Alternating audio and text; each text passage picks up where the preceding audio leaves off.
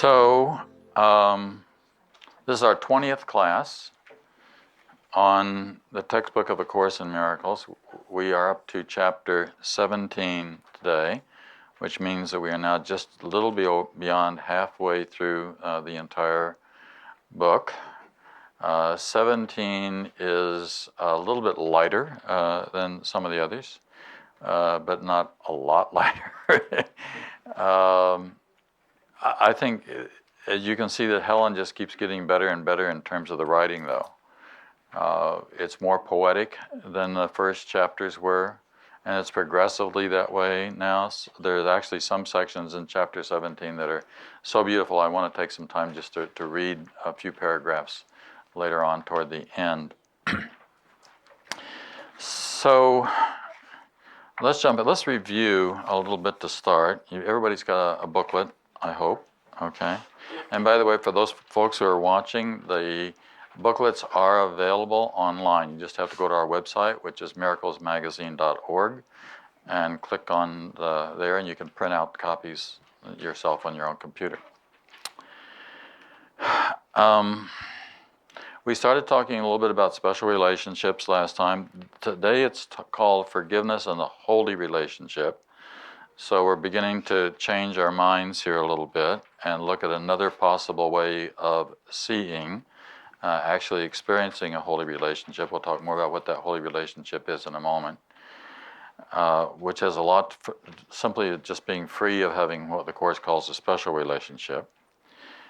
A special relationship, the Course says, is a kind of strategy of the ego designed to keep us confused and to keep us from really looking inside by always being distracted by the world and by other people that are in the world about whom we have a great deal of judgments. This can be anywhere from people that are immediate family members that we're actively working with, to just celebrity figures that appear on television or something that you don't even know, but you have a relationship with them of some sort just because you know who they are. It's not been unusual for people who really wanted to take the spiritual search seriously to step away from the world, to go into a monastic type situation, to get quiet enough, long enough, to begin to hear the voice for God inside. The Course is very, very clear that there are essentially two voices that's speaking to all of us all the time. One we call the Holy Spirit, or the voice for God, which is always giving us the right direction, the correct information. And then there's this insane thing which seems to rule our minds, which we know a great deal about, which is not very pleasant, which tells us that we're not very good and we've all got all kinds of problems and there's a lot that we should be worried about in the world. And again, that's just one of the distractions that we have to keep us from looking inside. So special relationships then is any relationship in which we place an expectation or anticipation about the way the other person is supposed to be in the world. This is an event which happens, by the way, completely inside our own minds. So it doesn't necessarily have anything to do with an actual physical relationship. The relationship is the relationship we have, that we're always working on. Sometimes this will be talked out in relationships, and sometimes it'll just sort of stay inside the mind. There may be people that we think just drive us crazy, and we can keep our tongue about that. Or there are other ways that we may attack them. One way is to do gossip about them behind their backs. This is a favorite methodology of the ego, where you won't confront the person directly.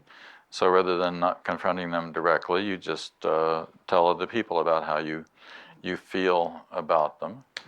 I know of an unfortunate situation I heard of recently where someone, and I won't say who, of course, said about someone else that person was as dumb as rocks.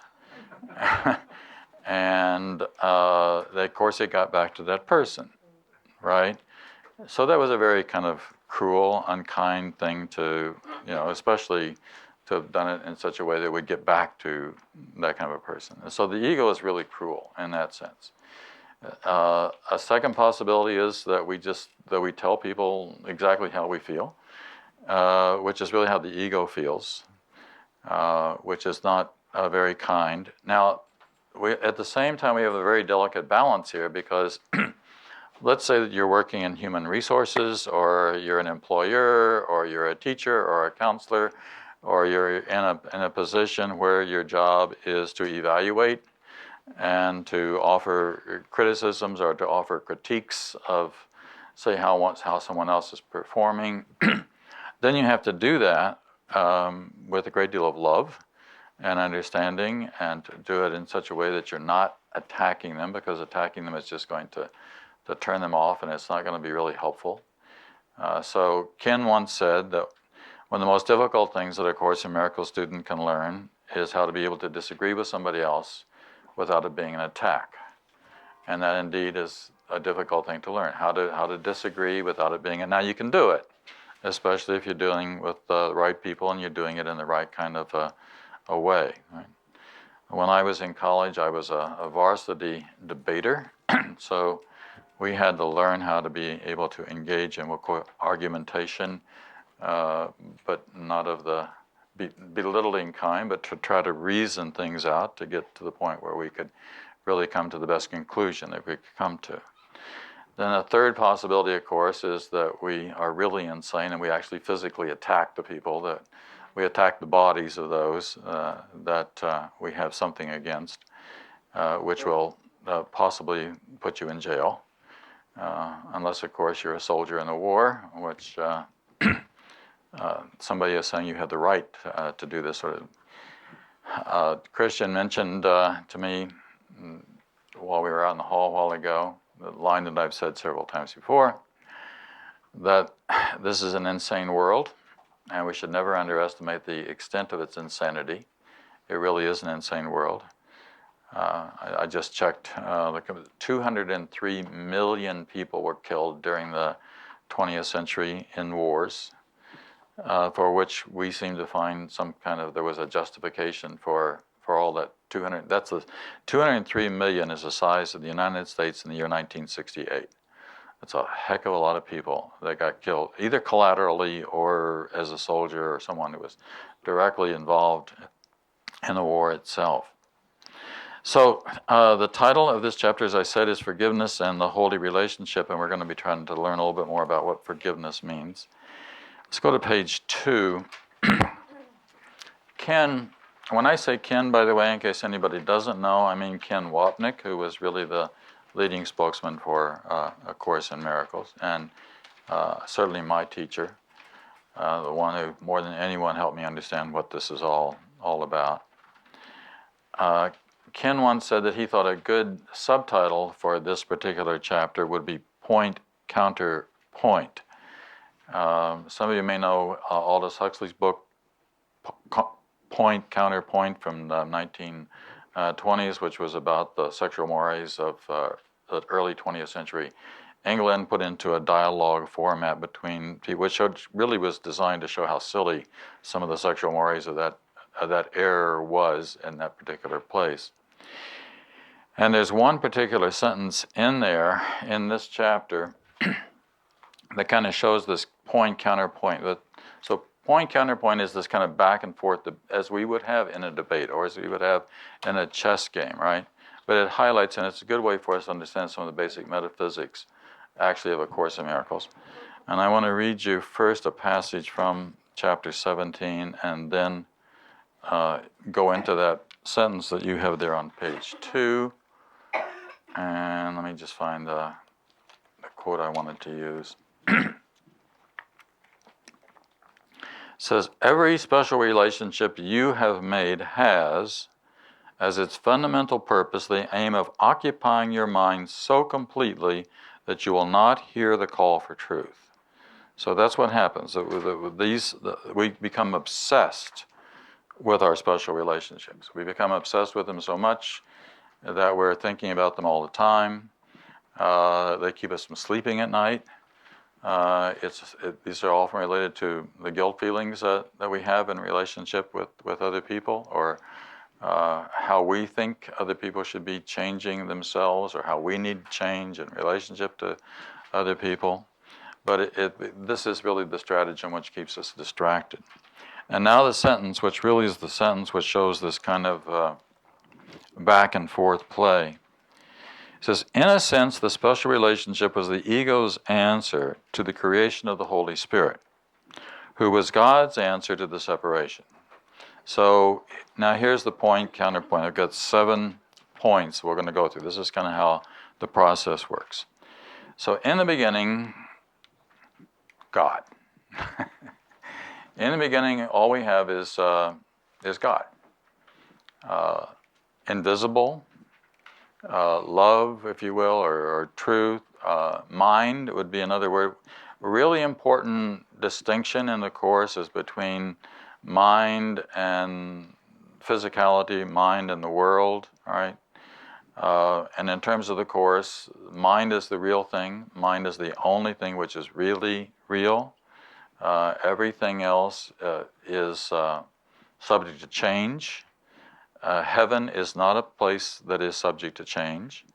Heaven is, it says, an awareness. It's just an awareness of perfect oneness. It says that you are an idea. It says God is an idea. It says that we can connect and communicate on that level, on this level of mind. Last time when we were here, we talked about how this occurs, not with the use of words, and it, in fact, as the Course in Miracles says, God does not understand words. Words are, in some sense, a reduction. It's a reduced down way of communicating.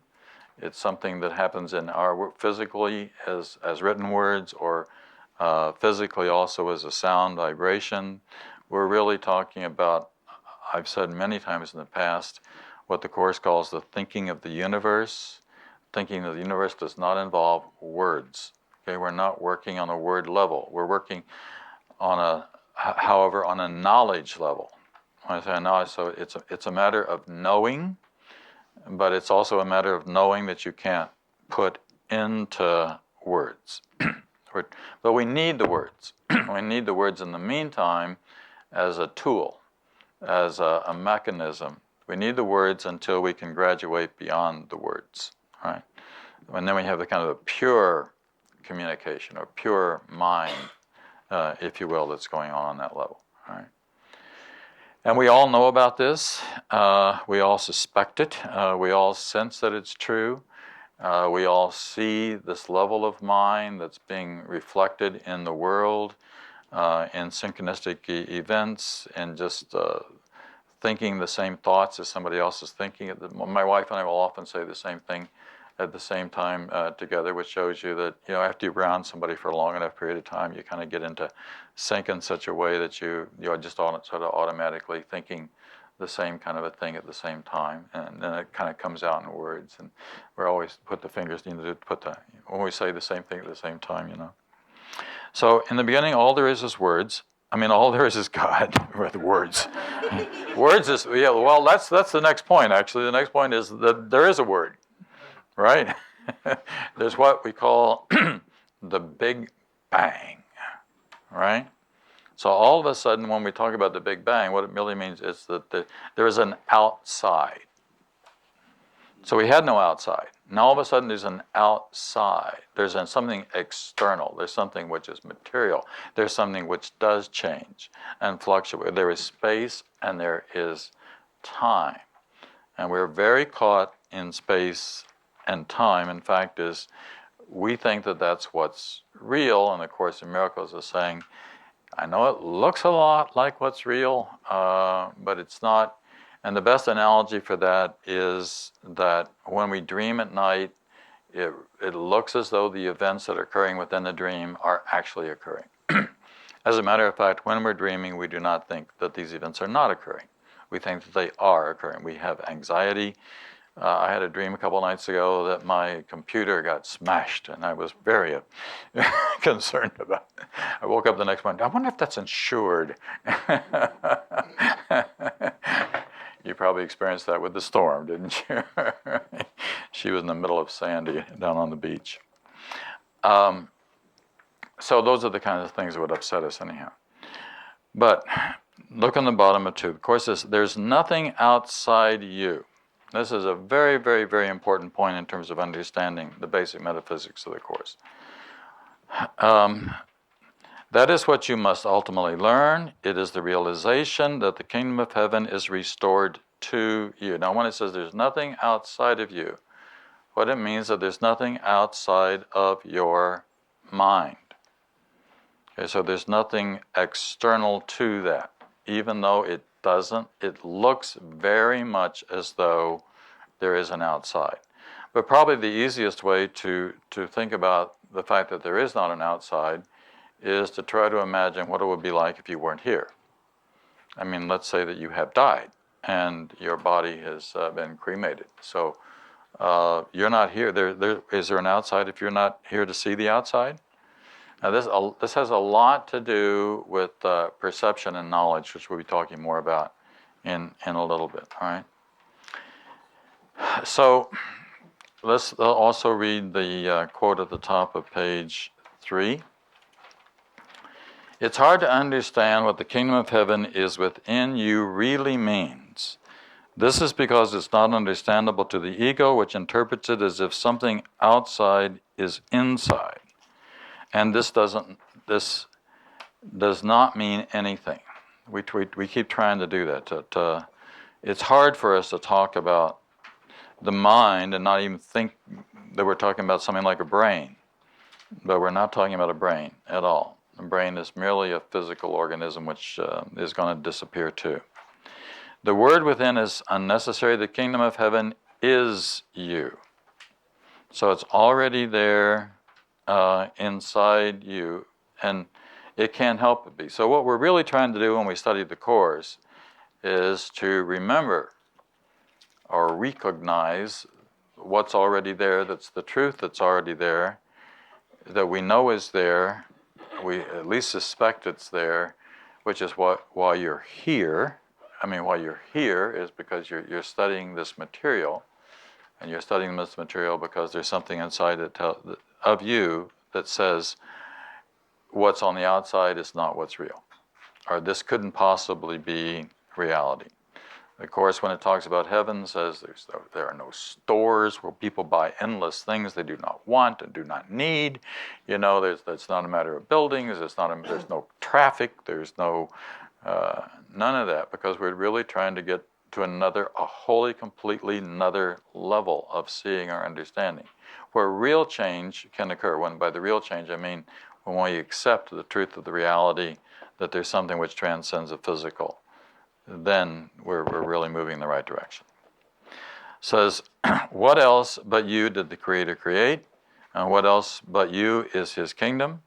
This is the whole message of the atonement, a message which in its totally transcends the sum of its parts.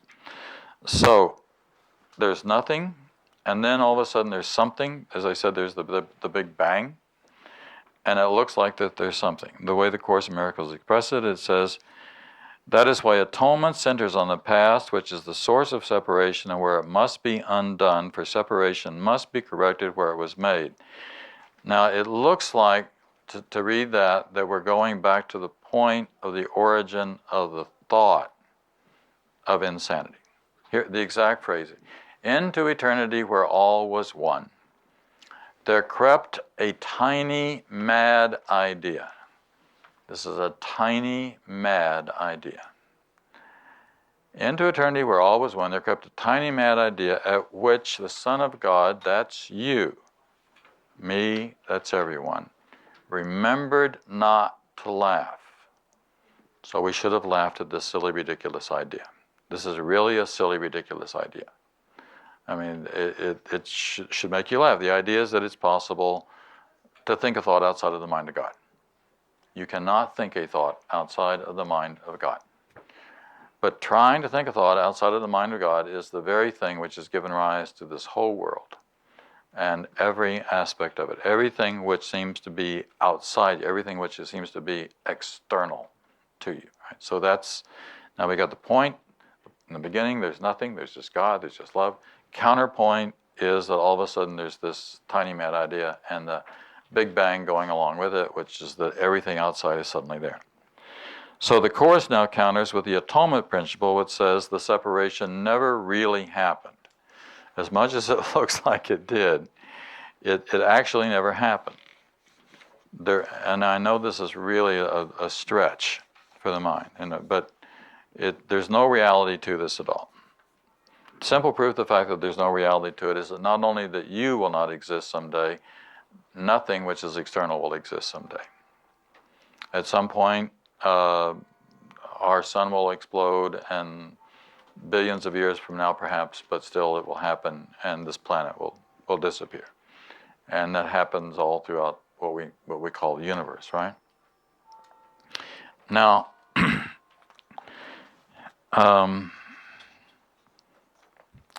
go to the top of 4.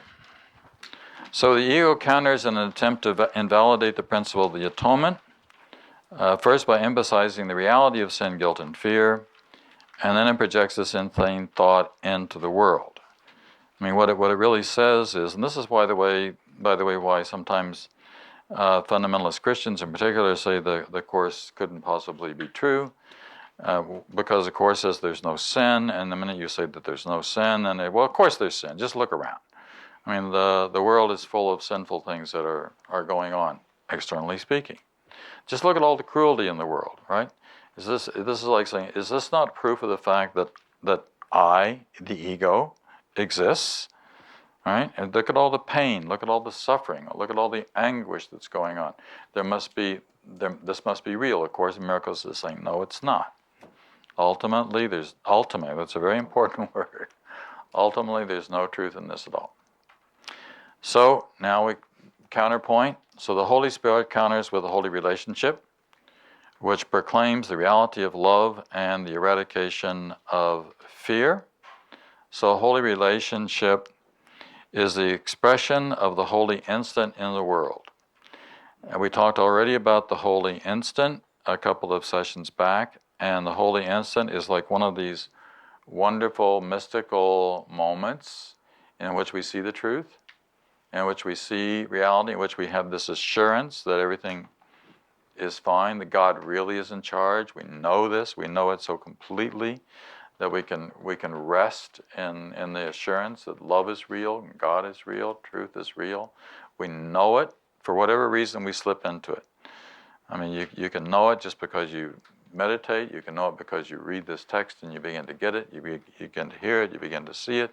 You can know it because you are listening to music and you get it. You can know it because you're in nature and you get it. It's just whatever. It just comes to you. There really must be a God, and God really must be in charge, and as a matter of fact, everything is okay. Although that's not the world that we're presented, it's certainly not the world we see on television. In fact, as the world that we see, we constantly have reinforcement about how horrible it is. I don't usually watch the Super Bowl, but I did this time, and I noticed that among the ads, one of the major ads was for war games, for people to play on their different gaming devices, right?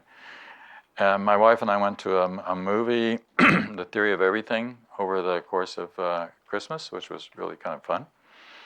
But as we sat and watched the prequels to all the movies that were coming up, I would say 80% of them were something about war and shooting and blowing things up, and like there's this tremendous reinforcement that this is what the world is. You know, it's about killing, and it's about the bad guys, and you got to get the bad guys, and otherwise you got no story, right? But sometimes you do have a story, like you have a love story, right? The Theory of Everything is really partly a love story more than anything else, right? So that was a fun thing to see. And there was some children's stories which were coming up that they looked pretty good, one other possibility, but the rest of them were all about destruction. And that's the world we live in. And not only do we live in it, but see, the Course says you're living in a fantasy world. And it's actually we live here in the beginning of the 21st century, we're living in a world where fantasies just keep getting bigger and bigger and bigger. I mean, now we've got 3D HD TV, and giant size screen in your own living room, where you can see all these things being blown up and right in your own living room, right? And it's just a part of the ego always has to have that. It's got to be going for that. Otherwise, it doesn't have anything to to talk about. Huh? So moving on with the stages. So the Holy Spirit counters with a holy relationship, which claims that the reality of love and the eradication of other. There really is something called love. Underneath it all, of course, we really do love each other. We really do. And underneath it all, we really want to be one. That's where home is, the favorite term in terms of the Course. Home is a place of perfect oneness, just like heaven is a place of perfect oneness. And that's why we love falling in love. Because when we fall in love, there is this sense that you want to give to the beloved. There's no selfishness involved, etc. So the counterpoint again to this is the ego counters an attempt to transform holy relationships into special relationships. We won't stand for anybody to have a holy relationship.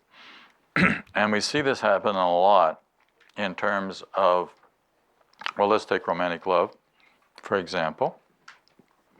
50% of all marriages in the United States end in divorce. 60% of all second marriages end in divorce. 73% of all third marriages end in divorce. By that time, most people throw up their hands and say, the hell with it, or become curmudgeons when the topic of marriage comes up, or they just try to find happiness in some other way, just in loving relationships that don't have anything to do with putting oneself into a kind of a box of something like we call marriage. I noticed last night, very sadly, on the television, you can just, in the news, I think it was last night or the night before, I think it was last night, about a couple in New Jersey where they had been found, husband and wife, and they hadn't even figured out yet who killed who, but obviously it was a murder-suicide. There's so much dysfunction going on in this world. There was a story about Sigmund Freud with his daughter Anna was out once walking the streets, and you know the story, in Vienna, and I think Anna, who later became a great psychologist and developed in much more detail than Freud did, the whole theory of ego defense mechanisms and how complicated they were and how they work. Anyhow, Anna made some sort of observation about how nice these houses were and what good things maybe that were going on inside there. And Freud said, if you really knew what was happening behind these facades, behind the surfaces, and in these people, there's much more dysfunction going on than any of us have any idea. He knew that from his therapy. Yes?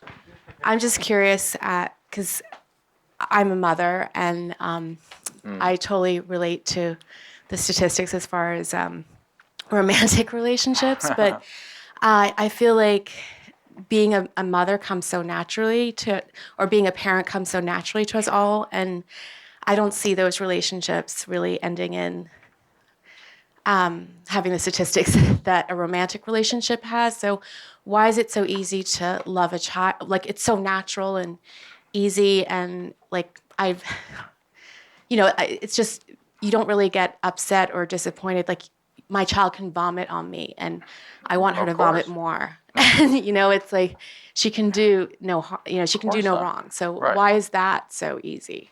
Well, for one thing, you're still dealing with innocence, right? you're dealing with a very young child, right? And yeah, of course, my wife said that when our daughter was put into her arms, she just instantaneously fell in love with her, and that has never changed, and it won't change.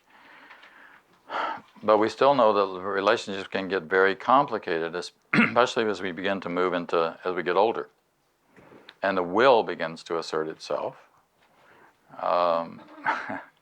I remember going through the adolescent periods with our daughter, and sometimes it was pretty tough, right?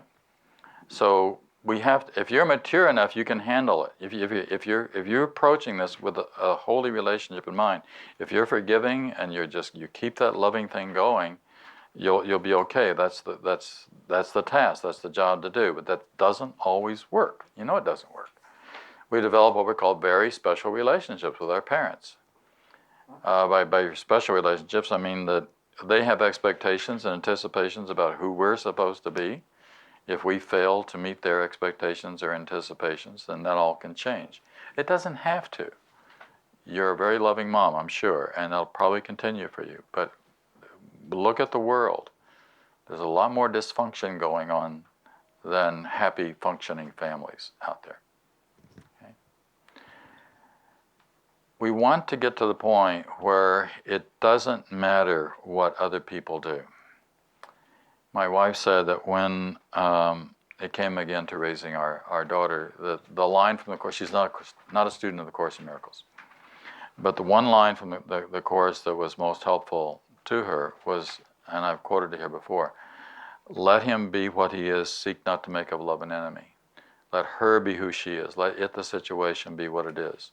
So there's a challenge because as the will kicks in, we have this problem about two wills, all right? And if those two wills become too conflicting, Henry David Thoreau once said, he who travels alone can leave today. He who travels with another must wait for the other to be ready, right?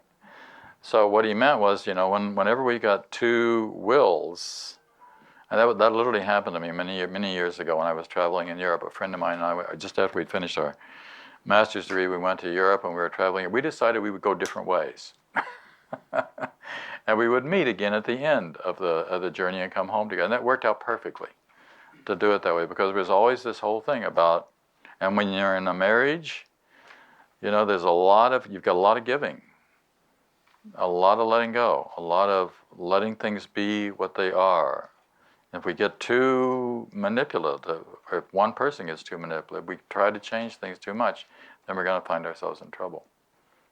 So the Course is trying to help us to have a perspective on this where we can heal all of our relationships, where we can let them be what they are, where we're not going to go crazy and get upset because somebody else is acting differently than I do. Okay. Let's go on to point number 7 here, okay? Finally, the Holy Spirit does what I was just saying, encounters by affirming the truth of the holy relationship. As I just said, at heart we really do love each other, and the validity of miracles, forgiveness, which undoes unforgiveness, and thus leads us back to the real world, which brings us back to heaven. Let's read, I quoted that part from Eternity Before. Let's go down to the bottom of 5. This is about bringing fantasy to truth. First, we have to realize how much fantasy is involved before we can bring it to truth. So the betrayal of the Son of God lies only in illusions. So actually, you cannot be betrayed. I'll explain that more in a moment. And all his sins are but his own imagining. His reality is forever sinless. He need not be forgiven, but awakened. That's true for all of us. In terms of the Course, what we all really need to do is to wake up and to see the insanity of the world and what's going on and not make an investment in it. As I've said before, the choice at that point is simply to say, I'm not going to play an insane game. I'm not going to go there. I'm not going to go there. And the idea is to be able to catch it inside yourself. When you see yourself getting upset or flustered or annoyed by anyone else's action, including your own, right? To stop it. I mean, do you mind my Christian was saying again earlier out in the hall when we were talking that you are learning how to see this quicker, right? Remember, several sessions back, I had written this little, like, bit of a song thing, and we were saying it, don't take the bait, don't make the air real, don't let the ego out of the gate, hold your tongue and simply wait, don't take the bait. Well, the ego is going to take the bait. The ego is going to take the bait, every single time. So it's really, this is a course in mind training, and we're training ourselves slowly to begin to see things in a different way, to not let things matter which don't matter. That's one of the problems, is that we make stuff matter that doesn't matter. I'll go back to the somebody referring to somebody else as dumb as a rock. Well, okay, now if you're in the right position, the fact that someone else may have said that wouldn't affect you at all, right? But in this particular case, it hurt the person about whom that was said. So it got in there, it sort of stuck in there, and it became a hurtful thing to have happen to one, to take it seriously. If you're in the right position, you wouldn't be taking it seriously. Could Jesus be insulted? No, of course not. How could you insult the Son of God? Because the Son of God, which is you, as also just like Jesus, to receive an insult is just, it doesn't matter, because there's no truth in that. Because the truth of the matter is, you are the Son of God, and you cannot be betrayed. You cannot be forsaken, as it says here in this. We'll go on with this passage here. Let's go to the top of the 6. I could not have said, betrayest thou the Son of Man with a kiss, unless I believed in betrayal. This is Jesus talking, right? The whole message of the crucifixion was simply that I did not.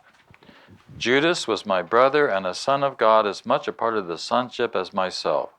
Was it likely that I would condemn him when I was ready to demonstrate that condemnation is impossible? Now, when I say condemnation is impossible, there's a line in the Course where it says, God does not condemn. There's a line where it says that God does not believe in retribution. His mind does not work that way. Right? So if the mind of God doesn't work that way, if the mind of God doesn't believe in retribution, then that's what it's trying to teach us to do too. To not believe in retribution ourselves. Do not attack. I've sometimes, just a second, Billy. I've sometimes said you could put the Course very simply in just a few little 3-word sentences, all right? Like 3 or 4 little 3-word sentences. They would be, 1, do not attack, period.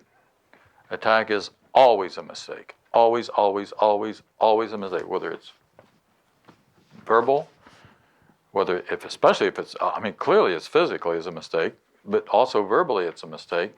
But what the Course is asking is that don't even go there in your mind, right? Don't even go there in your mind. So do not attack. The second, do not defend. See, this is totally in opposition to war. We don't attack and we don't defend either one, right? Because there's nothing to it. What we mean by don't defend your silly ego. Now, I don't mean if you leave here today and you're walking down 4th Avenue and somebody physically attacks you, do everything in your power to stop them. For 2 reasons. Number 1, you don't want to get hurt. 2, you don't want to help a brother do something wrong. You don't want to facilitate, you don't want to be accessory to a crime. You'd be accessory to a crime if you let somebody beat you up, right? So we would do everything that we could, but that doesn't mean that we're going crazy and we're attacking back, right? Do not attack, do not defend. And another thing the Course is saying very, very clearly, and this is why we have to go, is do not hide. Don't hide. Hiding makes us sick. the more stuff that we have buried inside, the sicker it makes us, because we wind up thinking a lot about this stuff. And it's called guilt. Dirty, stinky, awful guilt. Ugh. It's just not, don't hide. Don't have stuff then that doesn't mean that you need to tell the world about all your stuff, because the world probably wouldn't appreciate it. But just don't create anything that you'd want to have to hide, right? And then the other thing is to simply don't judge. It's very simple. And you could put the Course in those 4 little sentences. Don't hide, don't judge, don't attack, don't defend. Very simple, right? Bill. All right, we got a mic for Billy. We got 2. Is there a mic on this side of the room? I would add one more too. Don't fall back to sleep. Yeah, that's a very good one. We should talk about that one. Yeah, don't go back to sleep. Don't go back to sleep, right? That's right, yeah. In one of your tapes, which I listened to hundreds and hundreds of times, when I'm driving a tractor trailer, Con Edison, you have a thing with your daughter, and you say, I have to go into another room or we will have a problem. In other words, your ego is being challenged. Because I have failed that anger is never justified. When you're pushed where you can't run into another room, you know what I'm trying to say? How do you justify that or something? Well, those were just practical devices that I was using back years ago when she was an adolescent. But the thing is to not even have to go to another room, because you don't have to go to another room inside your head. You just see it. You just know that the right response is. You let it be. You hear what's going on. You see what's going on, but you don't let it become a special relationship for you. That's what it means by a special relationship. It's any relationship, again, in which we've got judgments that are being made about this other party. Right? And it's very important that the Course has got to help us understand. Not sure what happened there. But it was you. I lost my train of thought. It'll come back. Alex, yes. Yeah, thank you. When I attack you, isn't it true that I'm attacking myself? Yes, Isn't that the absolutely. nature of an attack? Right. And when I recognize that my attacking you is really attacking myself, that I'm getting closer to the possibility of letting the whole thing go. Right, that's in this chapter a lot, and 17. So, that's why Ken would always point this out to me. When you're getting upset with someone about anything, there's a workbook lesson which says, would I do this to myself? Would I have this thought about myself in the same way? And there's something in there that's inside me. That's what I really need to look. When I see a problem in the world, the Course is saying, stop right there and look and see if that problem, first of all, how could you see a problem unless there is a problem in your mind, actually? And I'm not saying that there aren't problems of an external sort, and I'm not saying that things don't need to be changed or need to be fixed. We don't let people beat each other up. That's why we have police, etc., right, to prevent that kind of thing from happening, because we're not a mature society. But I'm learning, you're learning, we're learning how to be able to go inside and recognize, know that that is in me. I remember once being really upset about something with someone, and I was talking to Ken about it, and I just stopped, and I just said, oh my God, to think that that's inside me. And he just smiled and looked at me like, yeah, obviously, if you see that so clearly like that, then it obviously is inside you. Right? But that's learning. That's what it means by going back to the beginning, going back to the point of the origin. The origin is in my thought. That's my thought that's there. So then I can only change it at that point. Okay. Let's get James, Mike here. Pardon?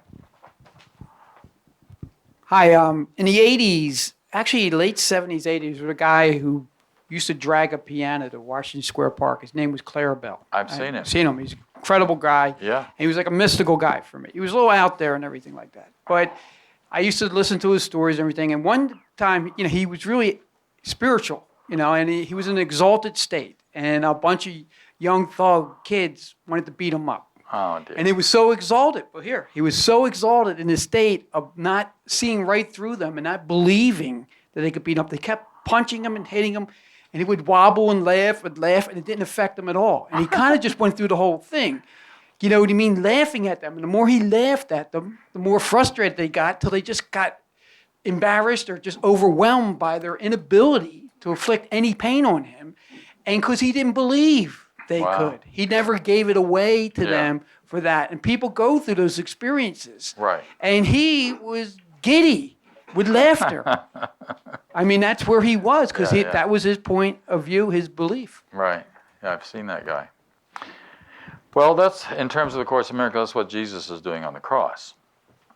And what Jesus is doing on the cross is he's really saying, you can kill my body, but it's not going to change anything. You can't kill me, and he's not going to get into suffering over the fact that this is what's happening to him. Right? Now that's a pretty high state, we have to admit, right? No, it was exalted. That's a very high state. But sometimes you have that experience and you see it, and I believed him entirely, because when he was enjoyed when he told me, and he was still part of that. So I mean, it's nice to have been able to have seen that. It's evidence. Evidence, yeah. Right. Good. All right. Let's look a little bit more on 6. We're going to take our break here in a few minutes. And this is talking about the sins are of our imagining. We can only make ourselves sick. As I said, God has not and cannot condemn. God does not believe in retribution. His mind doesn't create that way. Dreams are what they are because of their illusion of reality. Only in waking is the full release from them. For only then does it become perfectly apparent that they had no effect upon reality at all and did not change it. Fantasies change reality. That is their purpose. They cannot do so in reality, but they can do so in the mind that would have reality be different. And that's really what the Course is saying. That's the whole problem of this whole world, is that we have created a fantasy world in which we believe in the reality of war and cruelty and hatred, and we amplify it. And we keep doing it. The idea is to be able to let go of this whole thing. The process is forgiveness. And what forgiveness says is that nothing happened. Even if something happened, still nothing happened. It's easier to see that when, let's say, take something like an insult, because in that particular case, nothing happened. But if you're able to see that in your own mind that nothing happened, that an insult doesn't mean anything, if you don't take it seriously, then it has no effect.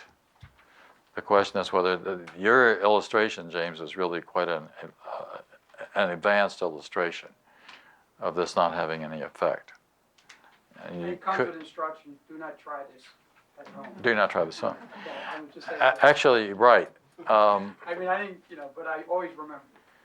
Well, it's a good point, because actually, when you read about the lives of some of the quote the martyrs, and some of the mystic martyrs, some of the pre-Reformation martyrs, some of the people who stood up to the church, like John Huss, who actually did get burned at the stake. I mean, when you read about the stories, they're laughing as they're lighting the fires, which that sounds pretty incredible that that sort of thing would be happening. But they knew and found out pretty quickly they weren't a body. I know it's an extreme example, right? And the world is not ready to go there. I'm not ready to go there. Probably most of us are not ready to go there. But that's where this is all going. Eventually we're going there. But you can apply that in a simpler kinds of ways as well, in terms of understanding, say with cancer or something, that you don't have to suffer. You may have the cancer, right? But you still don't have to suffer, although you might. David, you want a mic for David and share that over there? I'd like to ask a question, and it may be appropriate for the next session, or next part of this afternoon. Right. It seems like the Holy Spirit is at a little disadvantage because our special relationships are so strong with us. We're addicted to them. Absolutely addicted. And I'm not talking only about special relationships with other people. I mean, I could have a special relationship about my car. Oh, yeah. Or about my garden or my Anything you're house addicted or something, where I just obsess about my car and I Right. keep it clean every day. And, I thought you did. Go on. it's a little difficult now in this weather. But Yeah. So those are so real and they're with us. Right. Now, on the other side of the equation, the Holy Spirit is saying, I offer you the holy instant. But the holy instant, at least to me, and maybe you can educate me or correct me, is very elusive. It's not something that on a daily basis I can certainly counteract Right. with my car, my garden, or any other Right. special relationship that I have that I'm obsessed about. Right. So Well- the question is, how do I enhance my holy instant? Right. Okay, good question. I understand. By looking. It's a very good point to talk about special relationships with things other than other people. Any addiction we have is a special relationship. So one of the things that should happen, by the way, as you're working this course, is you should become more and more aware of where the addictions are, and you should find yourself letting them go, just automatically, as you do begin to make more room for the Holy Spirit to be the director of the show, rather than placing it onto the body. Bodily addictions, by the way, the course is very, very clear. They're not bodily addictions. They're always of the mind. It's always the mind which is making the choice, whatever kind of addiction I may have, whether it's a food addiction, an alcohol addiction, a drug addiction, a money addiction, all the kind of whatever I can become obsessed with in the course of the world. So my practice is to see where I'm caught, to look. I can't tell you how much I listened to Ken's commentary on this chapter just as a way of preparing for the day for myself. And he again was emphasizing, he does this repeatedly, look, look, look. Look at what you're doing. Look at what's going on in your mind. Look at how you're seeing this situation. And not only just look, but search your mind. Search your mind for all these places where the stuckness is appearing. And then think, what can I do to let go? It's just let go. What can I do to let go of that place where I'm stuck? But I can't do it unless I'm willing to look. I can't do it unless I'm willing to say, as Christian said earlier today, there must be another way. I need a way out, and a way out is really available. But that's again why the Course says you're very undisciplined. You approve all of your addictions. You go along with them. You think that you have to have them. You don't think that you can overcome them. But the truth of the matter is that they all can be changed. They can all be let go, and they can all be released. And you can be 100% free. It's just a matter of doing it. Okay, that bell ringing tells us that it's time for our first break. So let's take our first break.